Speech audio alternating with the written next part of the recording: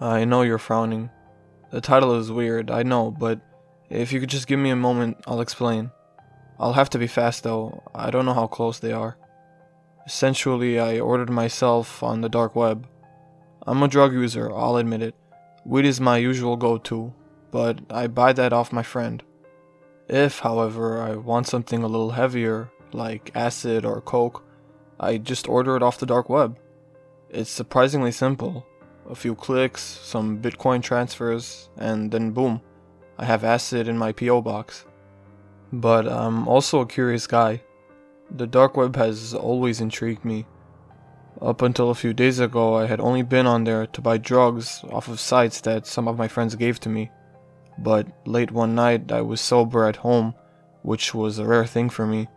So since I was bored, I decided to boot up my Tor browser and try and see what sort of messed up stuff I could find on the dark web. If you've ever been on the dark web, you'll know that you can't just search up red rooms or hitman for hire and get results. No, you have to find links to these websites first. So I hopped back onto Google again to try and find some links to a messed up website. I know it's weird that I was actively searching for the worst, but as soon as I got on the dark web that night, I had a sense of morbid curiosity overcome me.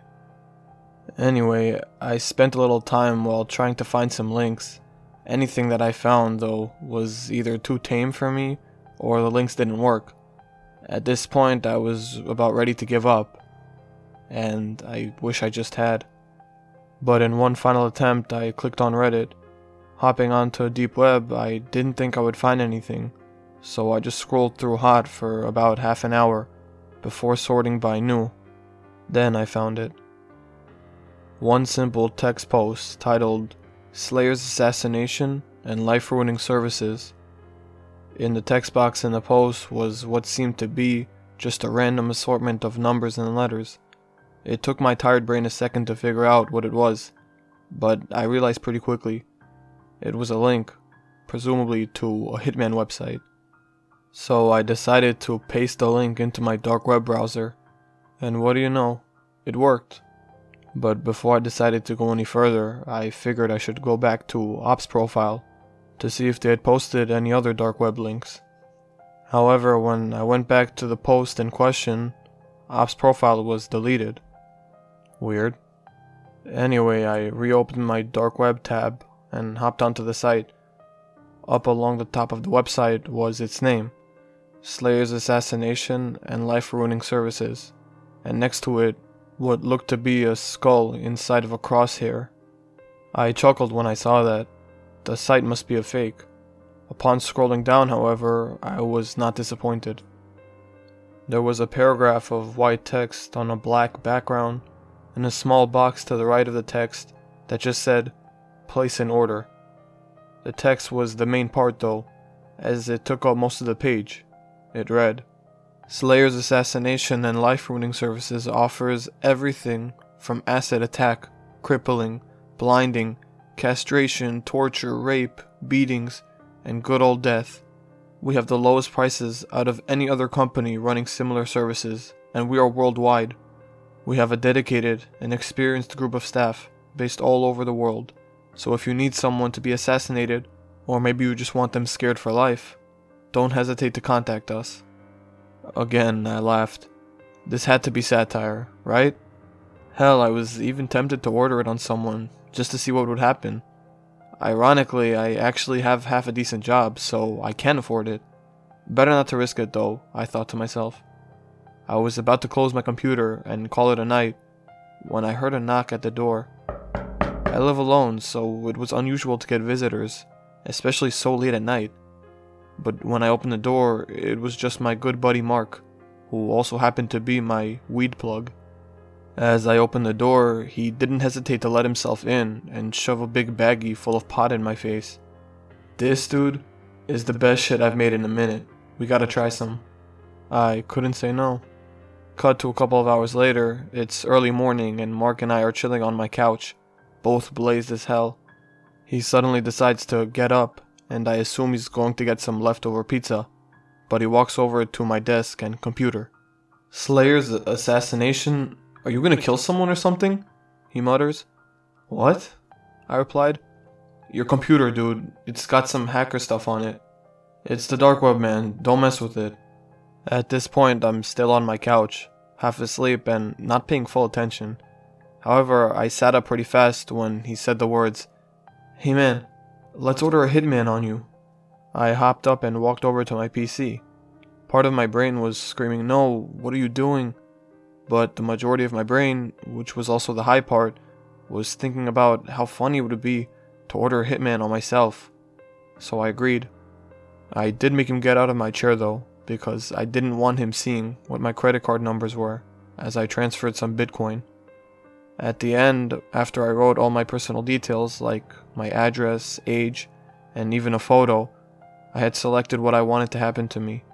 I just selected plain old assassination, as it was actually cheaper than some of the other things. I could have paid an extra couple of grand to be beaten before my death, but even my high brain didn't want to splash the cash too much on my own death. God, this is ridiculous. Anyways, I placed an order and then replied to a confirmation email, and boom, it was done. A couple of clicks and I had ordered myself on the dark web. Mark and I laughed about it for a while, but then he left about an hour later and I fell asleep not too long after. I woke up around 9 a.m., which means that I got at least 6 hours of sleep, even if it felt like I got 3. I got up and out of my bed, threw on some track pants and a cotton shirt, and brewed myself a coffee before sitting down to play some games and just enjoy my Sunday. You can imagine how shocked I was when I saw that I had ordered my death the previous night. Even though I thought the site was BS, I still felt a pit open up in my stomach. Even when I'm high, I usually can make sensible decisions. I chuckled, not like I could remember it anyway, but I guess Mark's new stuff really was good. I would assume a normal human being would do something else, but I was still kind of out of it from the night before, so I just carried on with my day. I was a little more paranoid, sure, but as I said before, I assumed it was BS. I even laughed at the email I got from the website saying that their hitman has been dispatched and was on its way. It was like ordering a package from Amazon. I was tempted to email back and ask for a same-day delivery, but I didn't even need to ask, because that's exactly what I got. I didn't see it arrive, but around the time I started to cook myself a crappy dinner, I noticed a blacked-out sedan parked on the other side of the road from my house. I didn't live in a rural area, but there is a lot of trees and bushes between each of the houses on my street, so I would be surprised if any other house saw the car except for mine. At this point, I was freaking out. What if this site was real? Even though I'm a big guy, I was still freaking out. I don't own any weapons aside from a slightly larger than average kitchen knife. Screw it, I'm confronting it, I decided. I put on a hoodie and slid the knife into the front pocket before waltzing on out of my house and walking right up to the driver's side window of the vehicle. Even I was astonished at my own courage. Knocking on the window, nothing happened. It was rather anticlimactic. I was fully prepared to have to fight for my life, all because I did something really dumb while I was baked. But like I said, nothing happened. I even put my head right up to the window, as if there was a reflection, to try to get a better look to see what's inside. I could barely see what was inside the car, but all I could make out were 2 empty seats. No one was even inside. I had gotten all hyped up for nothing. I decided to wait out by the car for a bit, but after half an hour or so, I was hungry and I had to go back inside to take my dinner out of the oven. I swear it was only a minute between me going inside to take out my dinner from the oven and looking back out the window and the car being gone. I didn't even hear it go. Guess I'm eating my dinner with all my curtains closed and door locked, I muttered to myself. I just started to calm down when the power shut off. It was sunny outside, and coupled with the car, I now knew that this was the real deal. I had signed my own death warrant.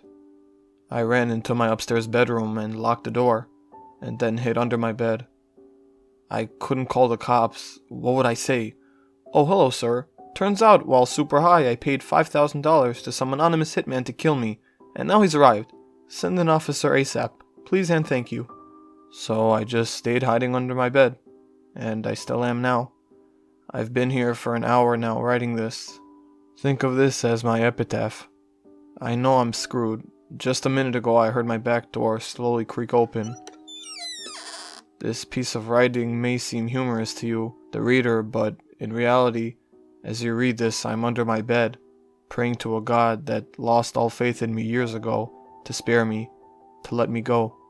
But I know that won't happen. My bedroom door just opened, and I can see a big pair of black boots.